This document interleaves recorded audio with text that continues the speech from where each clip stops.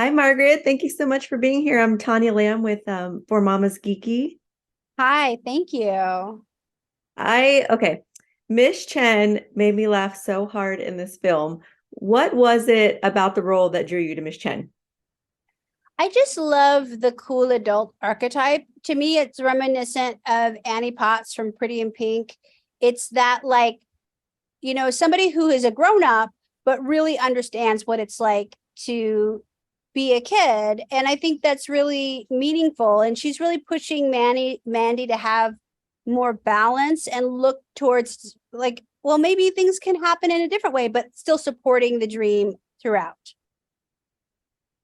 Yes, awesome. So speaking of Pretty in Pink, there are a lot of 80s films represented in Prom Pact. Do you have a specific go-to 80s film that you love?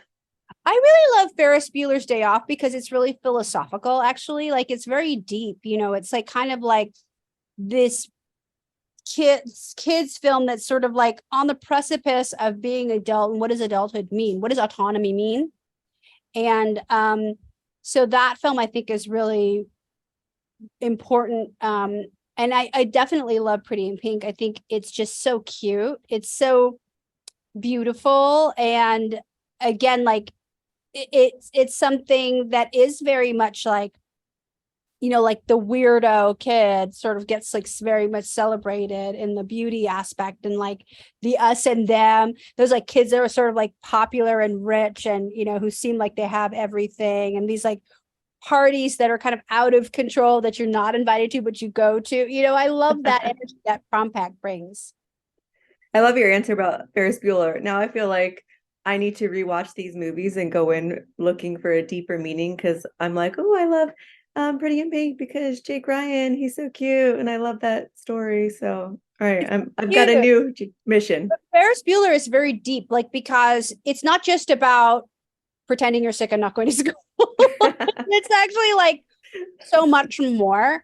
But I think that's what the genius of John Hughes was. Like, the films are like kind of so much more underneath. I mean, of course, there's a lot of issues. Like, we look back with the 2023 lens at these films, and the Prom Pact really does bring all of that up too.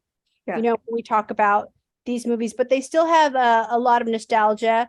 When we look at the teen romance comedy, that's kind of the 80s was really when that time that genre really was popping. Yeah, totally.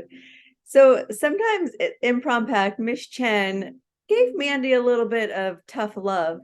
So if you were a high school counselor, what type of counselor do you think you would be? Like warm and fuzzy, more tough love, or something else?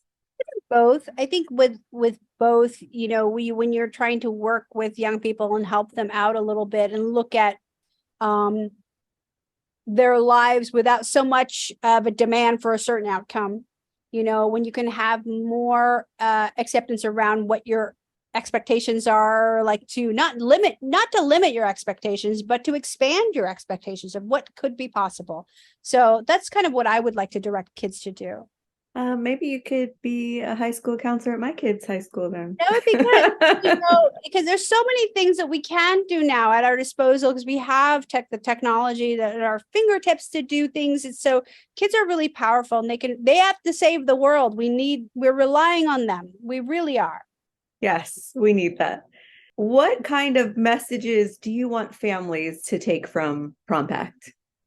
I think what it is that, like, we're seeing a story that is centered on a biracial Asian American young woman who is excellent in her academic work, and kind of has everything there, but she's sort of missing the part of, like, she's very close-minded about what other possibilities exist in her life.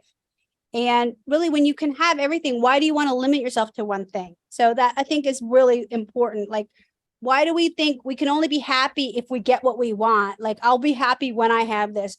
Rather, look to happiness right now. Yeah, I feel like especially with this kind of generation, it's always a grass is always greener or whoever has the best life on TikTok or some sort of social media. So yeah, I love Yeah. that.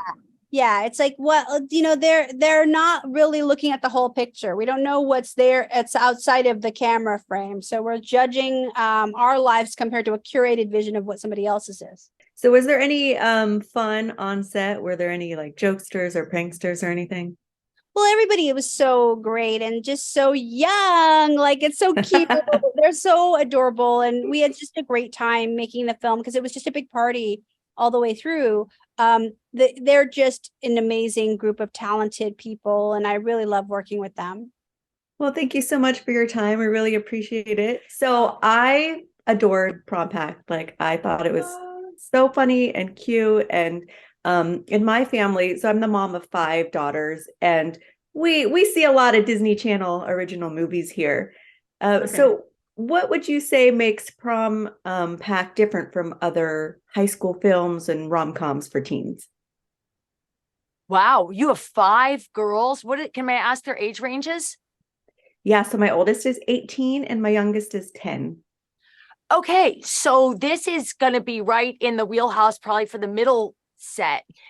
Because this isn't, of course, there is going to be a version of this on the Disney Channel, but our Disney Plus version, our original version, is definitely addressing some topics like, sex or parties or things like that that are not, we don't hit it like a hammer, but it's in there because we think that these are issues and that kids are addressing and seeing all around them these days. And Disney Plus wanted to do something that was a little bit more elevated, a little bit more for a teenage audience, and they wanted to grow with their audience. I love what you said, actually, because so a lot of the reviews, I do reviews on my own site, and a lot of them are for parents. And I appreciated that there were some more mature topics, right? But without being in your face. So like you said, they're in it, but not in it where I have to have like some other types of conversations with my kids.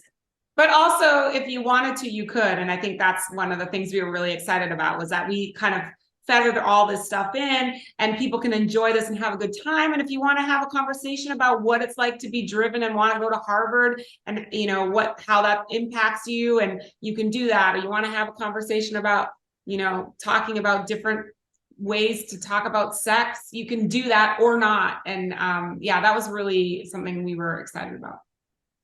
Yeah, I love that you kind of leave the choice up to the parents to do that. Yeah. Well, and we also left the choice up to, the Disney platform is designed in a very specific way, and the Disney Channel is definitely safe for children to watch on their own. They don't expect supervision, and that is the cut that is on there. But the original cut that does address more mature stuff and has a little bit more sophistication is designed for older kids and is on a different platform. And we feel like that's absolutely fine. Yeah. Okay, so I don't think I realized that. So there are 2 different versions of this film. Well, the original version is on Disney Plus, and that's what we shot. And we were lucky enough, Disney loved the movie and said, we'd love to put this on the Disney Channel as well. Could you make it fit that audience? So there were some trims that had to be made, of course, because that is meant for kids to watch without necessarily supervision. And so we had to think about, what does a kid want, a young child watching the Disney Channel after school hanging out? You don't want them to have too many inappropriate questions, something totally different than a 14 or 15-year-old would watch. So Julie, it's no secret that you are a Harry Styles fan. Is that how we got some a little bit of 1D love in this film? I mean, That's talk to Anya. Anya's got a much better answer. no, I don't. I'm just laughing because Harry is going to follow you forever. But this is, I don't think that came out of your love of Harry Styles. Isn't that Anthony? Maybe it's Rachel. It was Anthony, and I think Anthony does have his finger on the pulse of teenage girls. He is one at heart.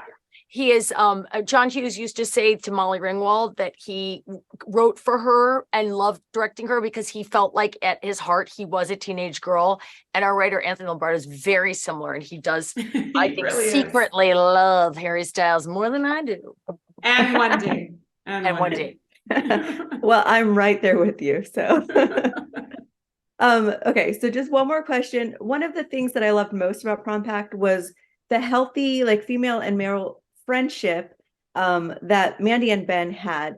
So was there other stereotypes that you wanted to lean into or break in Prom Pact? That definitely is one like really strong one that I was really passionate about, was showing that to the world, that you can have a friend of the opposite sex and it's platonic and it's supportive and it's loving and it's not, you don't have to have a relationship. I love that, because I feel like we never see that, and it was a great thing to show.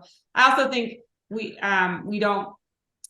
see in a very characterized kind of view driven teens or driven people, and I think giving Mandy, our lead, the drive to go to Harvard, but also the layering and the learning and the multiple colors within her character to blossom into something different at the end, was something that I really wanted to also show and kind of break the stereotype of, is that these people that are driven aren't monolithic. They have other feelings and thoughts, and sometimes they just need to be triggered in different ways, but they'll get there. Awesome. Sorry, Thank Julie, you. I interrupted you. No, not at Go ahead, all. Julie. Not at all. I was loving that. I was just listening along going, yay. Well, thank you so much both for your time. I'm so excited for everyone to see Prom Pact on Thank Disney you. Channel on March 30th and then on Disney Plus on March 31st.